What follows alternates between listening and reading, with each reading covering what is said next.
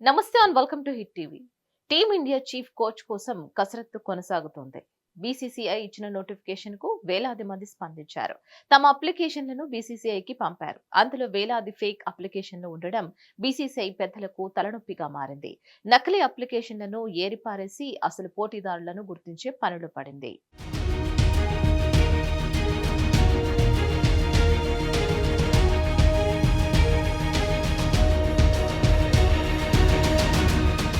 Team India chief coach కోసం BCCI పెద్దలు అన్వేషణ కొనసాగిస్తున్నారు. ప్రస్తుతం హెడ్ కోచ్ గా ఉన్న రాహుల్ ద్రావిడ్ పదవీ కాలం జూన్ చివరి నాటికి ముగుస్తుంది. కొత్త కోచ్ పదవీ కాలం జులై 1 నుంచి మొదలై 2027 డిసెంబర్ 31 వరకు ఉంటుంది. 2027లో జరిగే వన్డే వరల్డ్ కప్ ను టీమిండియా కొత్త కోచ్ ఆధ్వర్యంలోనే ఆడనుంది. అయితే ఈ కోచ్ పదవి కోసం ఇప్పటికే పలువురు మాజీ దిగ్గజాల పేర్లు వినిపించగా మరోసారి ఇండియన్ ప్లేయరే ఉంటాడా లేక విదేశీ కోచ్ వైపు బీసీసీఐ పెద్దలు మొగ్గు చూపుతారా అనే విషయం తేల్చాల్సి ఉంది. చీఫ్ కోచ్ పదవి కోసం ఈ నెల భారత క్రికెట్ నియంత్రణ మండలి నోటిఫికేషన్ విడుదల చేయగా గడువు ముగిసే సమయానికి 3,400 దరఖాస్తులు వచ్చాయని సమాచారం.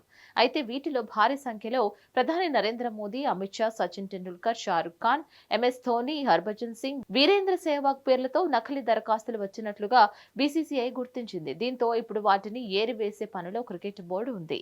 మే 27వ తేదీ సాయంత్రంతో దరఖాస్తు గడువు ముగియడంతో ఎంపిక ప్రక్రియపై బీసీసీఐ పెద్దలు దృష్టి సారించారు.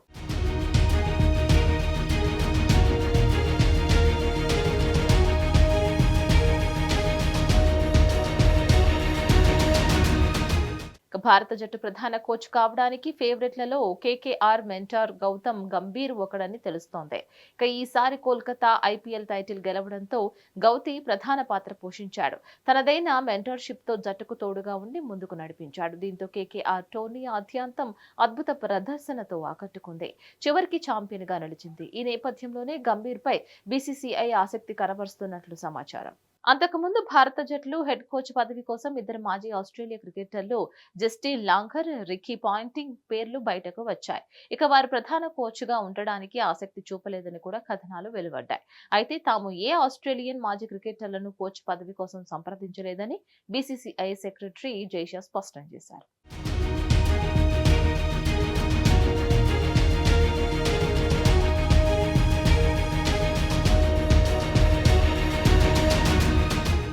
మరిన్ని అప్డేట్స్ కోసం కీప్ వాచింగ్ హిట్ టీవీ.